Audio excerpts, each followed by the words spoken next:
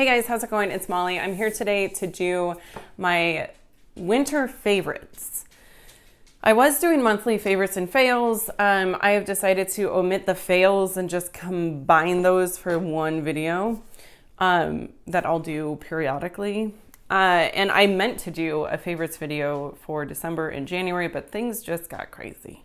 So I didn't. Long story short. So I'm just going to call this my winter favorites, and that's what we're going to do. All right, so let's go ahead and talk about the products that I have used the most this month.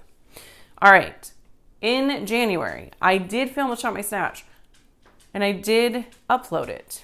It was this month that I filmed one and didn't. Anyways, doesn't matter. The eyeshadow palette that I was using the most in January was the Tartist Pro Remix palette. This palette has not gotten enough love. I'm sorry. It really hasn't. It's a fantastic palette. These shimmers are so good. So good. The one drawback, as I mentioned, I think I mentioned it in the Shot My Stash video, was that there's only 3 mattes. That's a total bummer. They could do better. Of course they could. But the shimmers are what makes it. If you have an all matte palette that you can pull in and pair with this, or not even an all matte, if you have a palette with great staple mattes and you can pair it with this one, it's amazing. It is so good.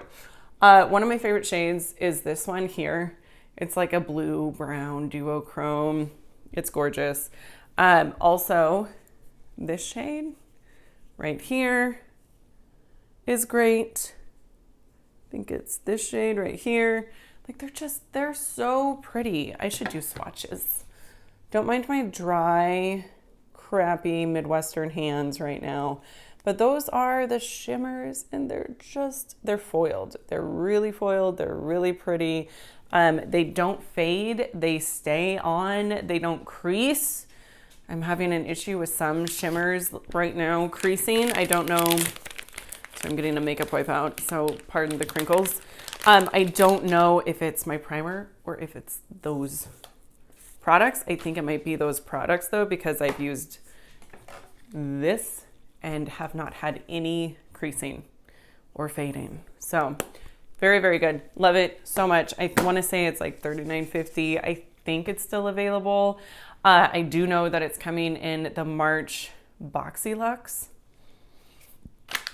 So, you know, if that's something that you want to rush out and sign up for, go for it. It's a great option. So, okay. The other eyeshadow palette that I used quite a bit was this new, and you can't really even tell, but this is new. This is the Natasha Denona Mini Glam palette. 5 pans, you can't get like a crazy amount of looks out of it, but you can get some really beautiful staple looks and very like timeless, classic looks.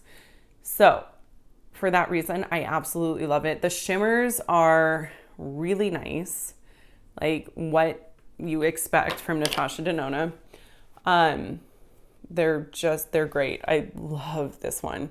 I love all of them. I've used all of them. When I purchased it, I was worried that this matte wouldn't be dark enough to use as a like effective transition shade, but it builds on itself so that you can really deepen it up, which is a huge plus. So that's it. You can barely see it. And then here's the darker brown, which doesn't swatch that well, but it applies beautifully.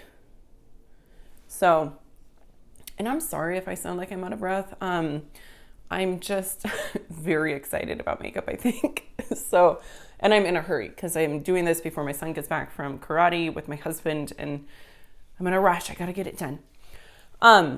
So yeah, those are the shades. Nothing revolutionary, but it is so nice. I love how compact the packaging is. It's teeny tiny. It's great for travel. The shimmers are what make it. And honestly, her mattes are really good. Not in all palettes though, I will say. I did go and swatch the Love palette the other day in Sephora, and that was disappointing. So anyway, I want to say this is like $25, maybe $25.99. So if you've been wanting to try a Natasha Denona product, but you don't want to spend an arm and a leg, these little minis are great. I have heard that they don't have the same formula. I know that like the mini Lila palette didn't have the same formula. So I don't know if that's the case with this one. I haven't looked into it that deeply. I know that I do have the regular Lila palette. I bought that off of Poshmark. And it is a legit Natasha Denona. It's not a knockoff. I did my research. And the formulas seem to be similar enough that I'm not noticing a difference. I'm not going to say that they're exactly the same because I haven't compared ingredient lists, but it's good. End of story. Okay, the next thing is the Milani Screen Queen Foundation. Screen Queen, did I say that right? I did. I always want to say Squeen Queen. Anyway, this is beautiful. So I recently tried out the Bite Beauty Changemaker Foundation. I actually just filmed my like wrap up review portion of that video before I started filming this. And that foundation is just not as good as this guy. And that one's $40. This is like $14.99, $13.99, $12.99. It's between $10 and $15. 100% worth it. It gives you a natural finish. You're not looking like a flat, matte, crackly, dry desert, right? So that's good. And you're not looking super dewy and sweaty, which is also kind of good. Or not. I mean, glass skin is totally in. But anyway, your skin looks like skin. It has, I would say, medium coverage, maybe medium full. It can be built up upon itself, I love it. I personally really like medium coverage foundations. I also like full coverage foundations because you can shear that out with a damp sponge. It's fine. This though, medium coverage, really beautiful natural finish. Your skin looks like skin. It just looks like really healthy, beautiful skin. I think they've got a nice variety of shades, which is wonderful. It goes pretty light to really pretty darn deep. So I think that's great. Okay, another complexion product. I tried out the e.l.f. Hydrating Camo Concealer.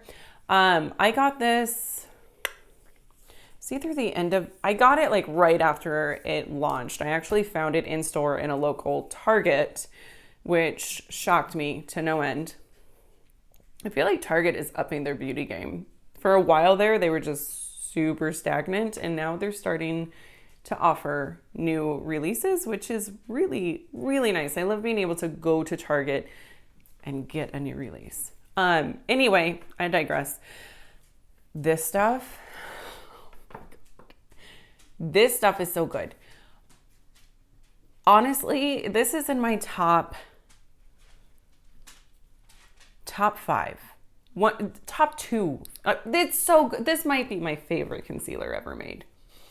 If you are looking for a concealer that doesn't wear off but also gives you a really beautiful finish, this is it. I was using a few different ones that were just looking kind of dry under my eye, especially the ColourPop No Filter concealer. That one was awful.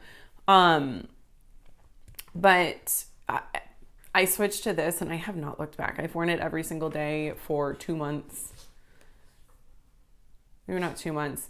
Okay, it hasn't been every day. I was going to say that I've worn it every single day since I got it, but that's not true. I actually pulled in my Too Faced Born This Way concealer yesterday because I wanted to see if the next product that I'm going to talk about helped that one wear better, and it did. So at any rate, this one is beautiful. I love it, love it, love it. You should totally check it out. And it's $5. Hello.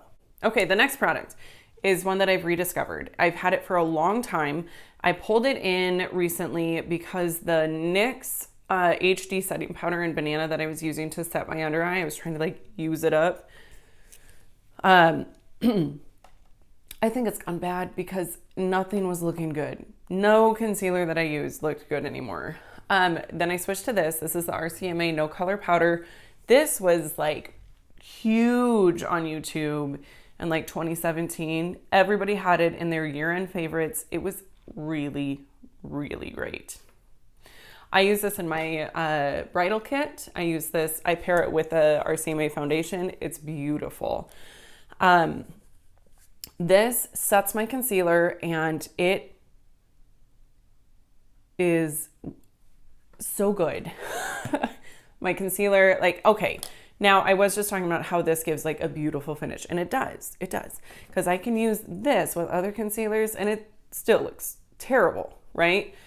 This concealer and this powder, best friends. They get along great. This powder with my Too Faced Born This Way concealer work great together. That concealer with that NYX powder, awful, terrible, terrible, terrible.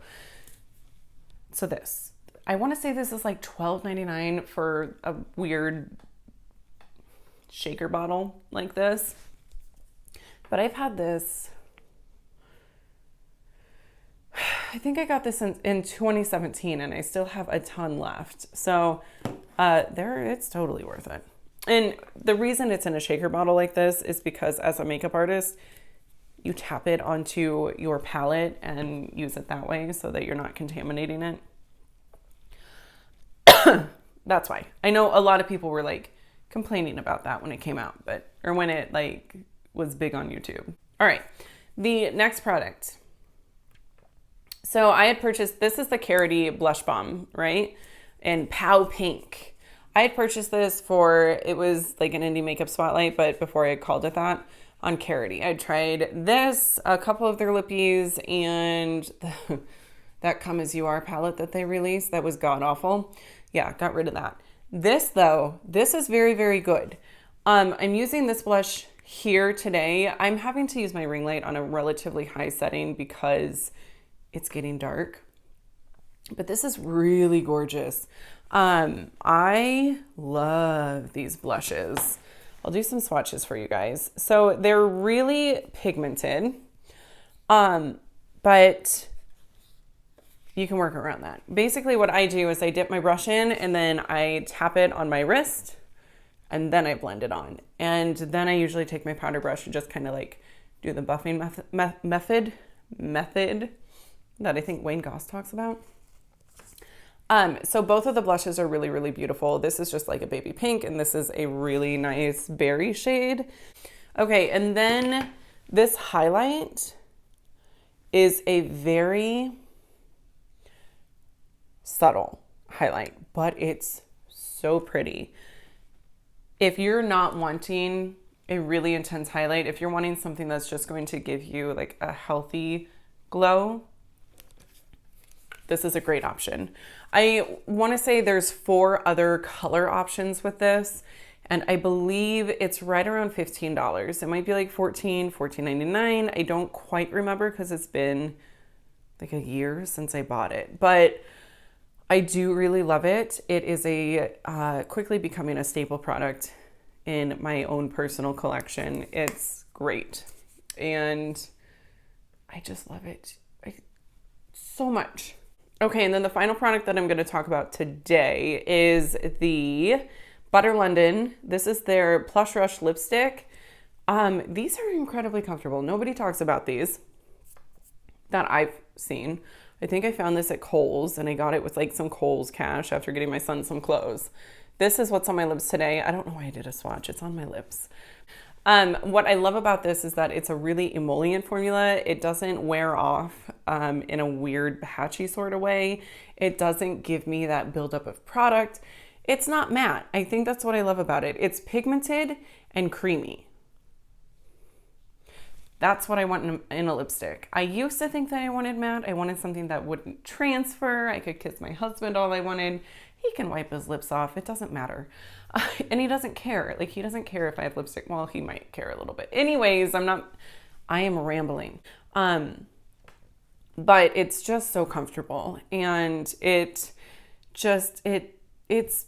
I feel like sometimes with moisturizing lipsticks, they wear off quickly.